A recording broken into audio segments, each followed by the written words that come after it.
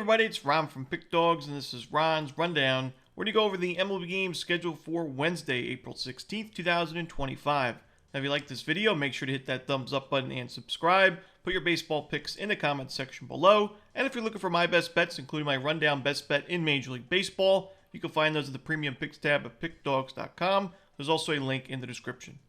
Alrighty, here we go. Here are the games for Wednesday, Major League Baseball. First up, the Atlanta Braves taking on the Toronto Blue Jays. We got Spencer Strider making his season debut. Chris Bassitt on the other side for Toronto. Now, Strider pitched in AAA for a couple of rehab outings, 13 2/3, just 2 runs given up for a 1.32 ERA, 27 strikeouts for a 17.8 Ks per 9, no home runs given up, and 5 walks allowed for 3.3 walks per 9. So, yeah, that's right around where we've seen his career numbers. The strikeouts were off the charts, of course, in those rehab outings. Strider was looking great form in the rehab starts. I think he pitches well in this season debut. Chris Bassitt's also pitching well to start the season, but I think the Braves can find a few runs off of him. They've got some decent numbers against him in their career, and the current Braves hitters against Bassitt in the career matchups. So I'm going to go with the Braves and probably a low-scoring game. Give me Atlanta on the money line on the road. First up, we have the Detroit Tigers taking on the Milwaukee Brewers. Jose Quintana and Reese Olson are the starters. I'm going to go with the over in the first 5 innings. I think Reese Olson struggles a bit. We've seen him struggle overall this season with an ERA at 6. Even the last game where the Tigers were able to win that game against Minnesota in the end, Olson gave up 4 runs, 3 walks in just 4 1/3 innings. And, the Brewers, I think, will be able to get to him. But I also think Detroit can chip in for a few runs against Quintana. Quintana was excellent in his season debut. 7 innings, shutout, but only 2 strikeouts. That's a concern for me. I do think we see him regress as the season goes along. Hasn't really been a great starting pitching option at the major league level the last few years. So, Tigers, pretty good numbers against lefties to start the season. Right around league average numbers. I think they get to Quintana for a few. Give me the over in the first 5 innings between Detroit and Milwaukee. Next up, we have the New York Mets taking on the Minnesota Twins. Griffin Canning and David Festa are your starters. I'm going to roll with the under again in this game, in this series. We got pretty cold weather in Minnesota. Griffin Canning, I mentioned, I think is definitely a lot sharper right now than he was last season with the Angels. Still an ERA above 4, but I think it's a good matchup against a Twins team. It's been one of the worst offenses in baseball. David Festa was excellent in his season debut. He was struggling a bit in spring training and the minor leagues, but his first game of the regular season at the major league level, 4 strikeouts, 4 2/3, just 1 walk, 1 unearned run, no earned runs given up in that game against the Tigers. So give me the under in the Mets Twins. You can take under first 5, but we have 2 great bullpens in this matchup, so I'll just take under in the full game. Next up, we have the Houston Astros taking on the St. Louis Cardinals. Ronel Blanco and Steven Matz are your starters.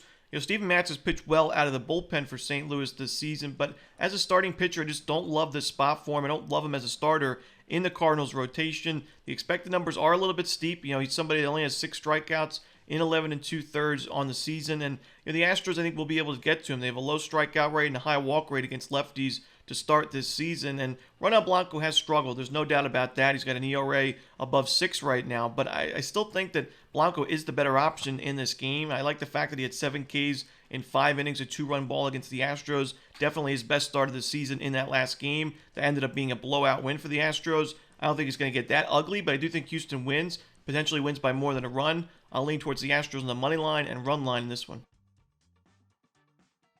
Next up, the Chicago Cubs taking on the San Diego Padres. Matthew Boyd and Nick Pivetta are your starters. We took the Cubs in the first 5 innings in the first game of this series, plus a half a run, and we saw Chicago have the lead through the first 5, and then the bullpen completely collapsed. And right now, this bullpen is just not in great shape. So I am going to take the Cubs again in the first 5, plus a half a run. I wouldn't be shocked to see this as a tie game through 5 innings. I think it's going to be close, low scoring, even though both pitchers faced the opposition not too long ago, and that usually does benefit the hitters. Matthew Boyd pitched really well in his outing. The Cubs were able to get to Pivetta for a couple of runs, so that's why I am going to take Chicago, and I think they could certainly have the lead. But that bullpen right now, not in great shape. There's some injuries to worry about, so just give me Chicago in the first 5. Next up, we have the Guardians and the Orioles. Gavin Williams and Dean Kramer are your starters. This is a situation where I think we're getting some value on the under because of Dean Kramer's crooked numbers on paper right now. 1-2 record, 8.16 ERA. I think he's a much better pitcher than those numbers suggest. He's also got great numbers against the Guardians' current hitters in his career. 44 plate appearances, low strikeout rate, which makes sense. Cleveland does a great job at limiting those strikeouts, but a super low xWOBA at 243, 182 expected batting average, 222 expected slugging. I think Kramer has his best start of the season in this ballgame. I also think Williams, who is pitching pretty well to start the season, has good numbers against the current Orioles hitters, can go toe-to-toe with Kramer for most of this game. And then you hand it over to two great bullpens. So give me the under in the Orioles-Guardians. Next up, we have the Diamondbacks and the Marlins. Brandon Pfaadt and Max Meyer are your starters.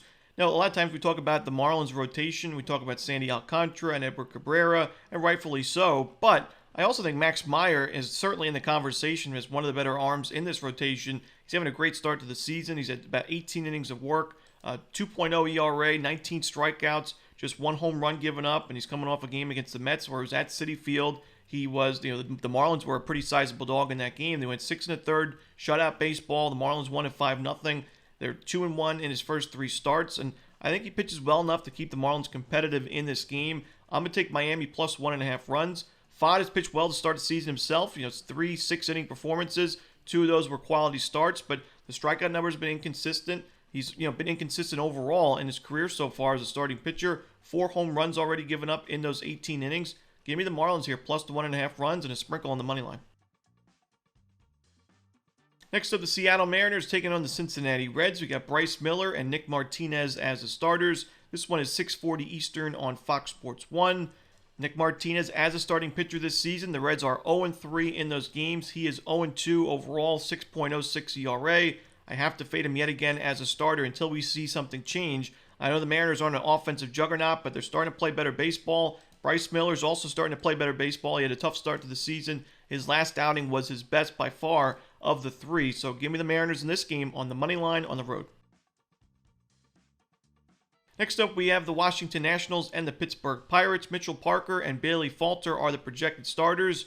Now, last time Parker was on the mound, we talked about how he struggled last year on the road with an ERA above 6.5. And in his first road game of this season, it was a quality start, but it was 6 innings of 4-run baseball, 3 earned run baseball, with 2 walks, only 3 strikeouts. You compare him to the other 2 games, it was definitely the weakest start of the season for Mitchell Parker, and that was against the Marlins of all teams. Now, it doesn't get too much more difficult against the Pirates, who have also struggled with the bats, but I still don't love backing Parker on the road right now. And then you got on the other side Bailey Falter. He's been inconsistent. He still has an ERA above 7. Facing a Nationals team, it's got good numbers against lefties to start the season. I got to go with the over here in Washington-Pittsburgh. You could take the over in the first 5, but you got 2 not-so-great bullpens, especially Washington, so I think the full game over is certainly in play. Next up, we got the San Francisco Giants taking on the Philadelphia Phillies. Robbie Ray and Aaron Nola are your starters. Now, Robbie Ray's having the better start to the season, but I don't think that the numbers we see on paper, Robbie Ray 3-0, 2.93 ERA, Nola 0-3, 5.51 ERA. For me, it's not that Robbie Ray is a much better starting pitching option. I mean, he's only had 13 strikeouts in those first 3 starts and 15 1/3 innings with 10 walks to go with it, so the expected numbers aren't the best. But for me, I just think, I trust the Giants a little bit more offensively. Even though the Phillies have decent numbers against lefties to start the season, I do think the Giants can get to Aaron Nola right now. He's just not pitching his best. We saw in his last game against St. Louis the improvements in terms of missing some more bats with 7 strikeouts in 5 innings, but 4 walks given up, 5 hits given up, and only 5 innings of work. I'd like to see Nola. He's somebody that usually is near the league leaders in innings pitched, and he can go 6+ innings per start. He's only gotten to 6+ once this year, 6 innings against the Dodgers, and still ended up being a loss. 7 hits, 3 runs, 2 bombs. So I got to go with the Giants here. I think by the end of the season, I wouldn't be surprised to see Nola have the better numbers than Robbie Ray, or at least similar numbers. But right now, in their current form, I got to roll with San Francisco.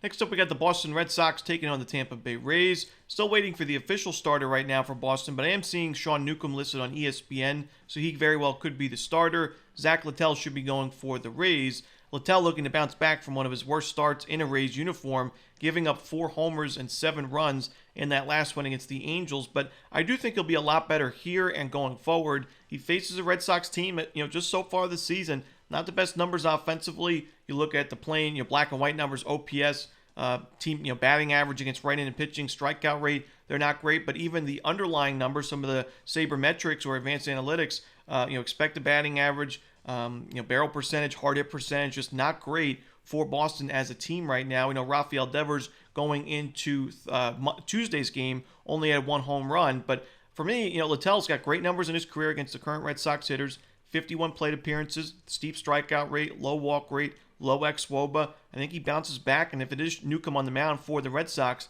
I think the Rays will certainly get to him for a few runs, add a few on the bullpen. So give me the Rays in this game on the money line.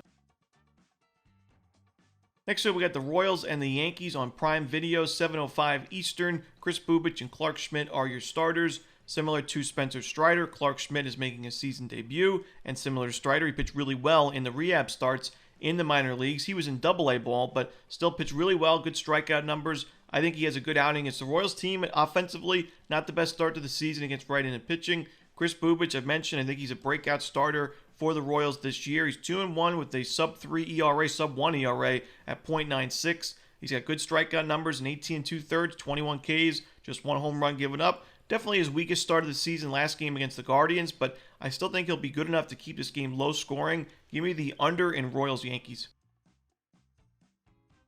Next up, we got the A's and the White Sox. We got Osvaldo Bido and Jonathan Cannon on the mound. Now, Bido didn't have his best stuff in that last start against the Padres, and honestly, overall, I don't think he's had his best stuff so far this season. It's even more impressive to see him, though, have a 3-point ERA at this point in the year. I do think it will see him continue to improve. I think he'll be a good option in this A's rotation. The A's are 2-1 in his first 3 starts, and I think there's a big mismatch in this game for Cannon versus Bido, and the lineups against each other. I think A's much more, especially the top of their lineup, superior in this matchup. I think they have a slightly better bullpen. So I'm going to go with the A's in this game and lay the 1.5 runs and on the money line as well.